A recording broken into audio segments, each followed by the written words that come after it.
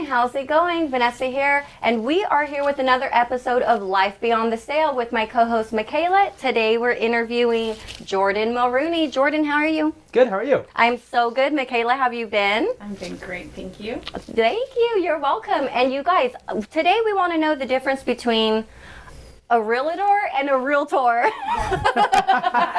Two big differences.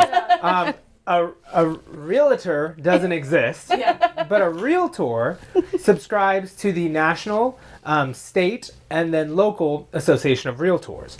And so realtors also focus and they subscribe to a code of ethics and really are almost self-policing in that manner. And it protects the consumer. So, okay, so now let's get to the real question here. The difference between a realtor and someone who is simply a real estate agent. Not simply a real estate agent. Real estate agents are amazing. But a real estate agent and a realtor. Yep, so a realtor is going to obviously have a real estate license as well. So we're speak for California because we're here in California. You have a Department of Real Estate salesperson license or a broker license. But then also you're a member of that national state, in this case California, and then in our area, Tulare County Association of Realtors. You follow a stricter code of ethics that's set forth by the realtors. You have access to standardized forms, to legal information with attorneys basically on retainer to help you and help your transaction go smoothly, all to benefit the end consumer, which is your clients. Absolutely. And that's the buyer or the seller. Your buyer or seller, Yes. So what would be, there's also lots of education going on with the realtor. The realtors have a lot of extensive studying and getting to know all the stuff. So Tulare County Association of Realtors offers a ton of educational events.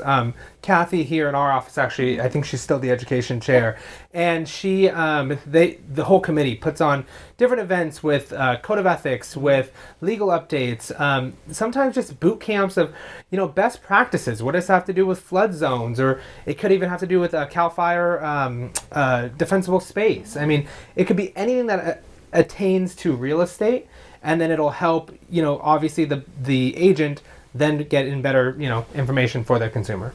I love that. I want to know, Jordan, I want you to let the people know, for those out there who are thinking, oh, you know what, I can go and do this myself. I can DIY it. Yeah. What do you say to them?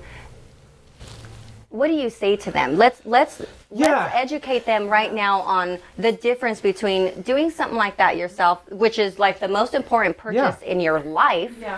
Now, just because you can, to getting a realtor to help. So it's like you have a broken arm, do you go to WebMD? Right? No, you're going to go see a doctor. They're going to put you in a cast. They're going to do surgery, whatever they have to do. But you go to a professional. Most of the time, if you're doing your taxes and you're someone who's complicated, you go to a CPA, right? Or someone who's, a tax professional. In real estate, it's no different. You can do it yourself. You can not have an agent. You can not have an agent as a seller. And now you can actually not have an agent as a buyer. You can do that. But you're opening yourself up for liabilities. And our forms here in California have, and if you're a member of the California Association of Realtors, have been vetted by attorneys. And those attorneys have vetted it to protect the end consumer, to protect the clients. And so if you're not using our forms and you're not using an agent to guide you and walk you through those forms, then you're opening yourself up for many, many lawsuits.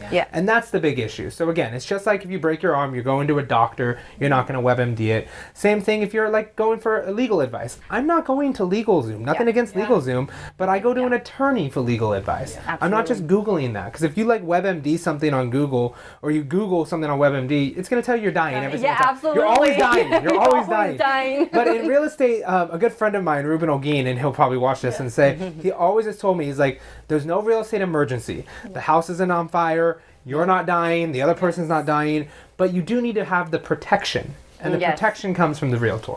Absolutely. So all of those legal documents, all of the help that you're getting, you're not going to get that when you try to do that on your own. And you're going to get more of that help from a realtor versus a real estate agent. Definitely. And it's a lot of guidance. I mean, if you're a first time home buyer, it's scary. You come in, you come into someone's office, you come and go look at houses. It's so intimidating. You're like, how am I going to do this? I'm going from a rent of $1,000 to a mortgage of $2,800. How do I get from A to Z, and how does this whole process work? That's super intimidating. And an agent, a realtor, who's an agent, is able to walk you through that process. Absolutely. And it makes it so much simpler, and you're not stressing out through the whole process. Right. You get yourself a good realtor and it's cake. Yeah, absolutely. Exactly. Mikayla, is there anything that you'd like to ask Jordan or get put out there to the... I really think Jordan covered it. Yeah. I think his scenario really hit the niche on, you know, opening a book and saying, how do I get started and what it looks like from a different perspective.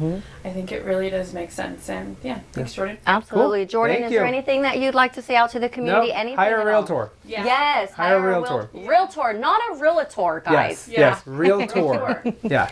Thank you guys for watching. We will see you next time. Bye-bye. Have a good one.